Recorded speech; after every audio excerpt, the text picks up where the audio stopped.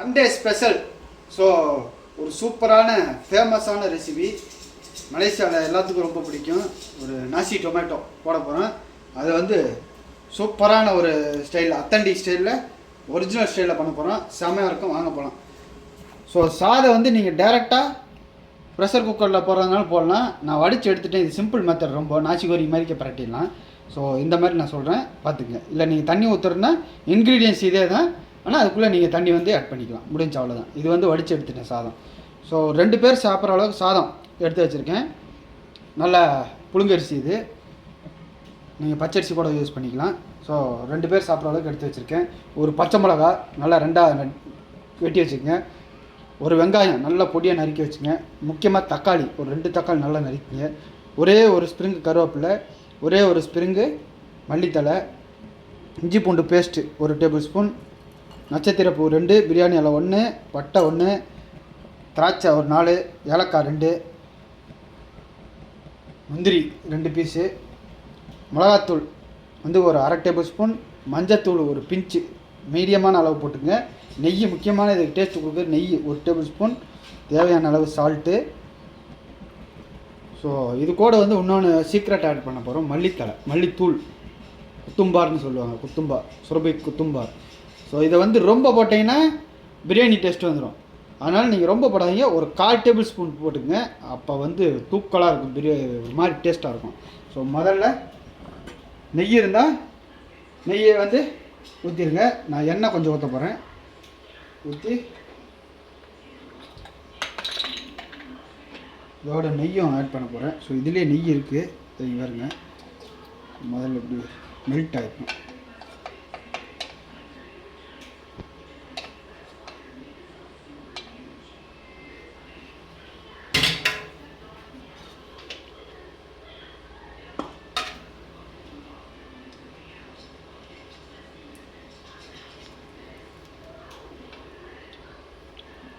வச்சு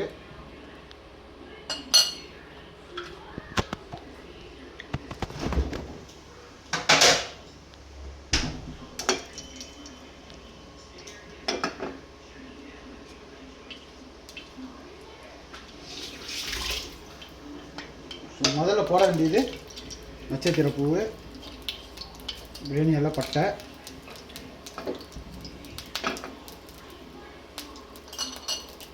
ஏலக்காய்,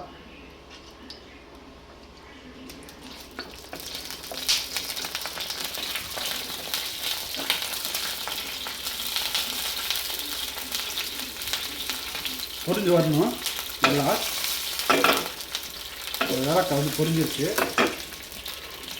ஸோ பொரியிற ஸ்டேஜில் வெங்காயம்,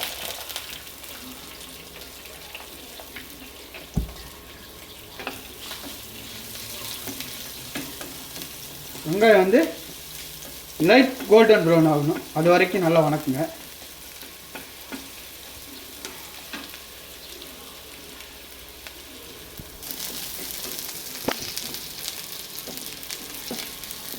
ஸோ லைட் கோல்டன் ப்ரௌன்.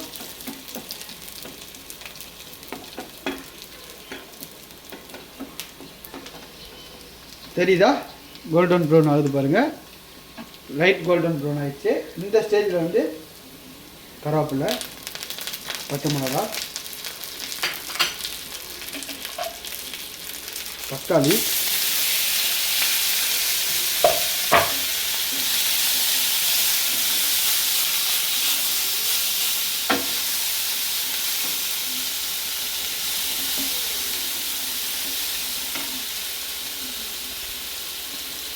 இஞ்சி பூண்டு பேஸ்ட்டு,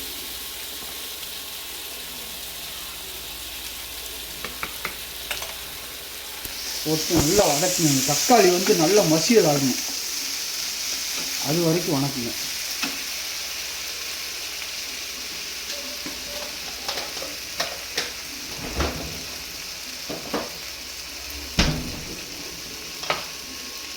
சில பேர் தக்காளி வதங்க டைம் ஆகுது அப்படின்றவங்களுக்கு ஒரு சின்ன சீக்ரெட்டு, சால்ட்டு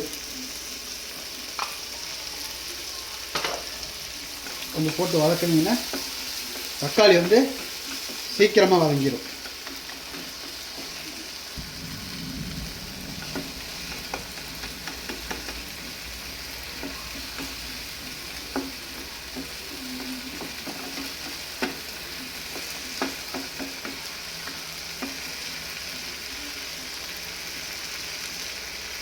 வந்து முந்திரி வந்து இந்த சைடில் போட்டுருவோம்.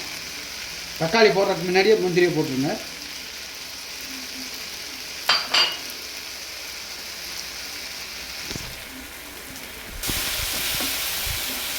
எப்போ வருதுன்னு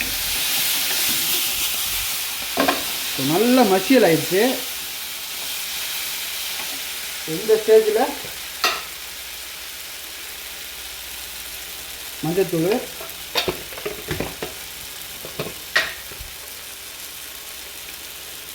மிளகாத்தூள்,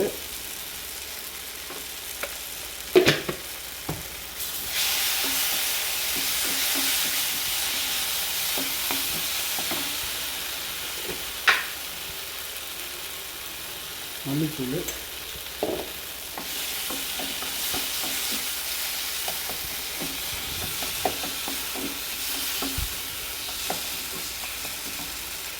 போட்டு சாதம்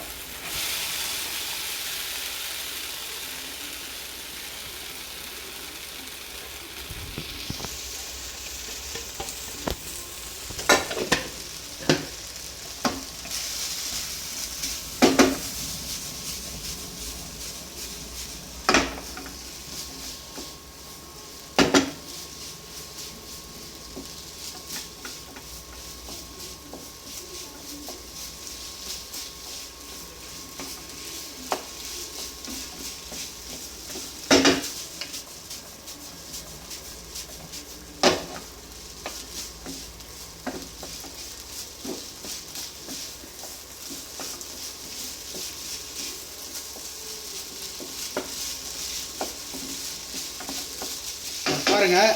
வீட்டில் மீதியான சோறு இருக்குதுன்னு சொன்னால் ஈஸியாக பண்ணலாம் நாசி டொமேட்டோ. அதுக்காக தான் நான் வடித்த சாதத்தில் பண்ணியிருக்கேன். ஸோ உங்களுக்கு குக்கரில் நேராக ஒரு 5 கிலோ 6 கிலோ 10 கிலோ போடணுன்னா எப்படி போடணும் இருக்குன்னா அது இன்னொரு ரெசிபியில் உங்களுக்கு நல்லா சொல்கிறேன். அவ்வளோதான். கார்னிஷ் மல்லித்தலை போட்டு நெருப்பை பெருசாக வச்சு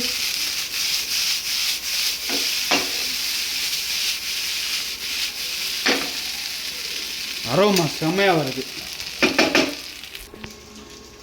இது பார்த்து தூக்கு நாசி டொமேட்டோ. மனமே அப்படியே செம்மையாக இருக்கும். ஸோ இப்போ கார்னிஷ்க்கு மல்லித்தலை கொஞ்சம் மேலே போட்டுங்க. பாருங்கள், ஒரு சூப்பரான ரெசிபி. மறக்காமல் ட்ரை பண்ணுங்கள். செம்மையான சாப்பாடு. ஸோ மறக்காமல் சப்ஸ்கிரைப் பண்ணுங்கள்.